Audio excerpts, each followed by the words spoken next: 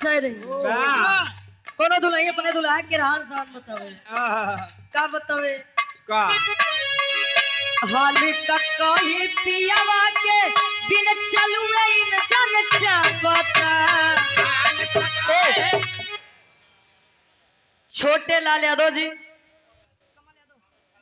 कमल यादव मिष्ठान भंडार बहरिया से भैया जी के द्वारा इस भाव को समझते हुए 100 रुपए का महान आशीर्वाद दुल्हन बतावे हाल का कही पियावा के बिन चलुए इन जन चापता हाल का कही पियावा के बिन चलुए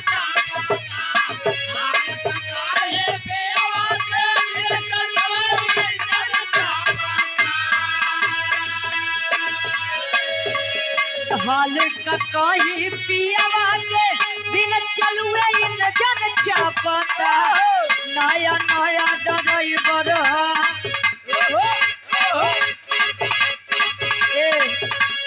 नया नया ड्राइवर हरन भई भई क्या पता हरन भई भई भई क्या पता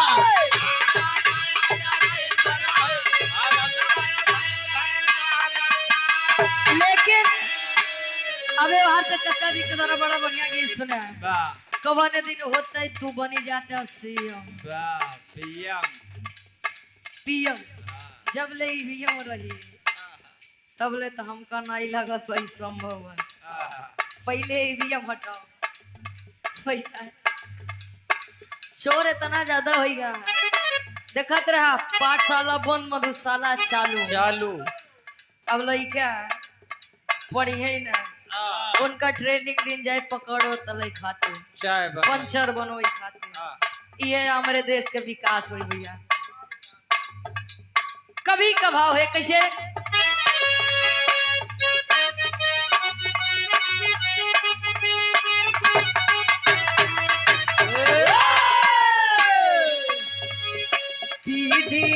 आंदोलन में भैया अखिलेश संगे लागे के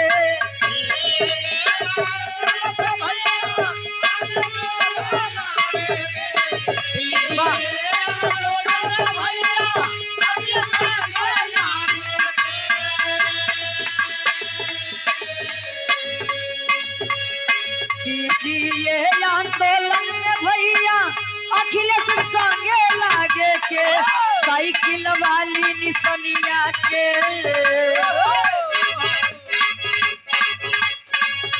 अरे साइकिल वाली निसनिया के बटनिए भय भय दाग के साइकिल वाली बटनिए भय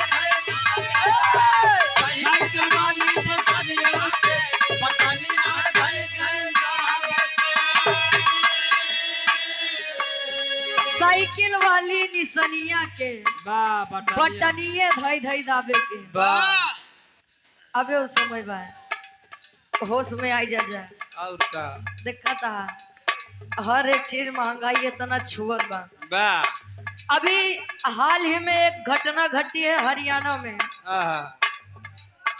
भिवानी गांव की एक लड़की थी मनीषा जिसका नाम था मनीषा भिवानी जिला में हरियाणा में एक लड़की थी सपना था डॉक्टर बनने का घर की परिस्थितियां अच्छी नहीं थी टीचर की नौकरी करती थी और शाम को बोली कि पिताजी मैं थोड़ा लेट आऊंगी गई और आई ही नहीं 2 दिन बाद लाश खेत में मिली और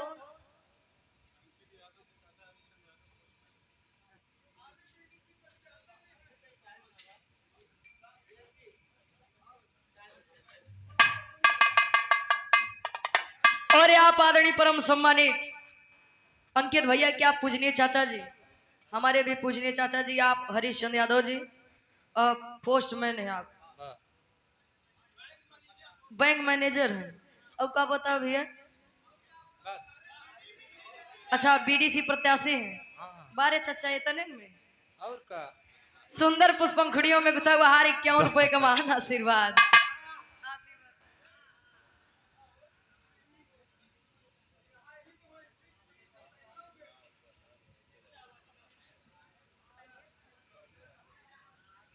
लड़की जब मिली उसके चेहरे पर मतलब उसका शरीर तो थी लेकिन उसका असर नहीं था, और जो बच्चा भी था उस पे तेजाब डाला गया था, और लड़की की बच्चेदानी भी निकाल ली गई थी, सांस लेने वाली नली भी, और जहां से खाना जाता वो भी नली निकाल ली गई थी। बार सरकार क्या कर रही है कुछ समझ में ही नहीं आता है। अपराध करने वाला भी सोचता है कि पैसा है देख के बच जाऊंगा। जरा उस गरीब पिता की हालत सोचिए जब अपनी बच्ची को उस हालत में पाया होगा। यही है जमाना। हमार भारत देश आजाद तो बा, स्वतंत्र तो बा, लेकिन स्वच्छंद नहीं बा। एक कब का कह दे कुछ अता पता नहीं बा भैया। भाव बा कैसे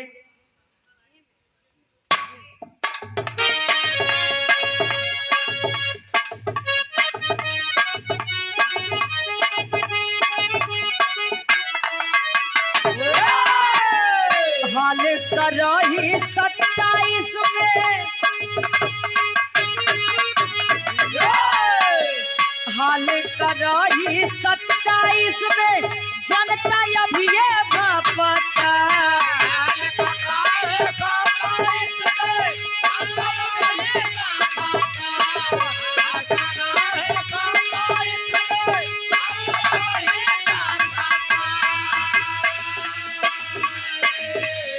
हाल कर रही 27 में जनता अभी ये पता। पीडीए गठबंधन देखी, पीडीए गठबंधन देखी विरोधी थर थर का पता। पीडीए गठबंधन देखी विरोधी। और पुनः आदरणीय परम सम्मानित अंकित भैया क्या पूजनीय चाचा जी हरीश चंद्र यादव जी बैंक मैनेजर साहब बीडीसी पद प्रत्याशी गार्जियन जी के द्वारा इस भाव को समझते हुए 51 रुपए का महान आशीर्वाद।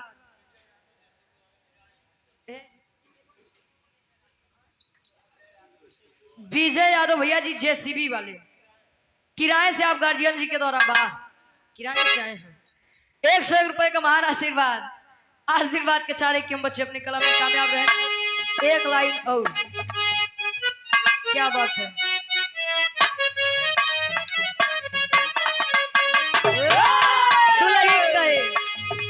एगो चुमावा ले जा गाल में संगे दिलवो ले जा रुमाल में। एगो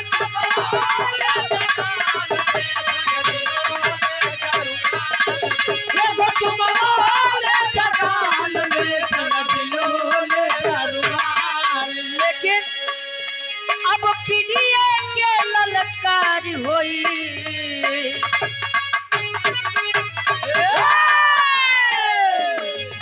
अब पीडीए के ललकार होई, साइकिलिए के सरकार होई। अब पीडीए के ललकार होई, साइकिलिए के सरकार होई। अब पीडीए के ललकार होई, साइकिलिए के सरकार होई। अखिलेश भैया बने यूपी के सीएम।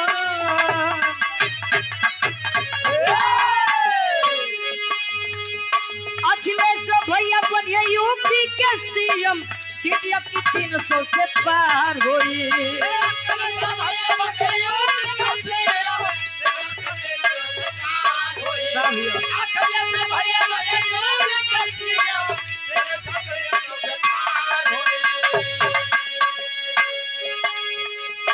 अखिलेश यादव बने यूपी के सीएम। सीट अपनी 300 से पार हुई। अब पीडीए के ललकार हुई, साइकिलिए के सरकार हुई।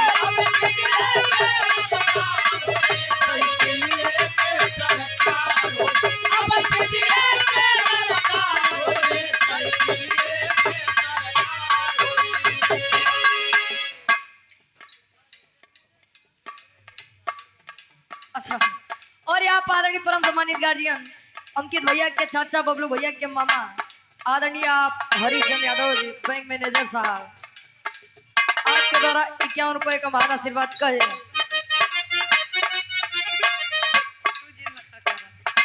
अरे रे मेरे जान थे मुलायम,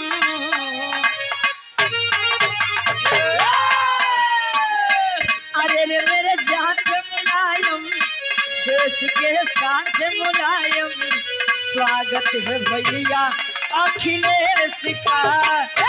अरे रे मेरे जान मुलायम, देश के साथ मुलायम, स्वागत है भैया अखिलेश का। अरे रे मेरे जान मुलायम, देश के साथ मुलायम, स्वागत है भैया अखिलेश का।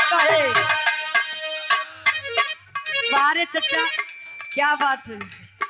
आप गार्जियन जी, अंकित भैया के चाचा, बबलू भैया के मामा, आप हरिचंद यादव जी, बैंक मैनेजर साहब, 51 रुपए का महान आशीर्वाद कहे।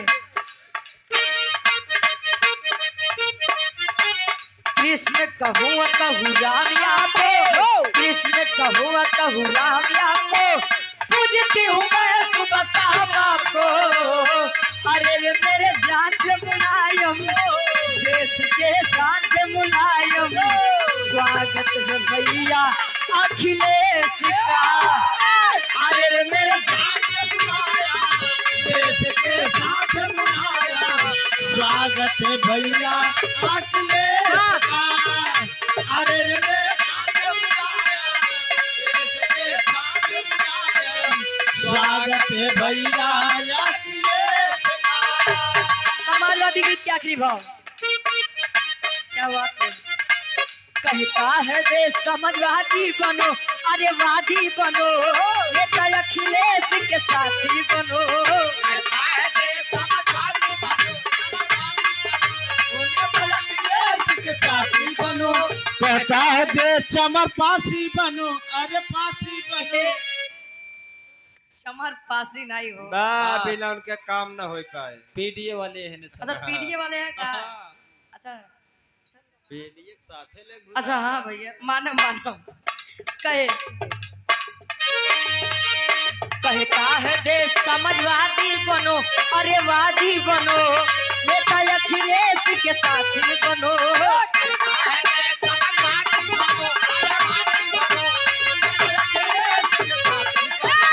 कहता है देश समाजवादी बनो, अरे वादी बनो, नेता अखिलेश के साथी बनो। मुझे हमारा कभी होगा या क्या? बोलो साइकिल जिंदाबाद, बोलो साइकिल जिंदाबाद, बोलो साइकिल जिंदाबाद। मुझे हमारा कभी होगा या क्या? बोलो साइकिल जिंदाबाद, बोलो साइकिल जिंदाबाद, बोलो साइकिल जिंदाबाद। अरे देश के विरोधियों से बागी बनो, अरे बागी बनो, नेता अखिलेश के साथी बनो। देश के विरोधियों से बागी बनो, अरे बागी बनो, नेता अखिलेश के साथी बनो। देश के विरोधियों से बागी बनो, अरे बागी बनो, नेता अखिलेश के साथी। वाह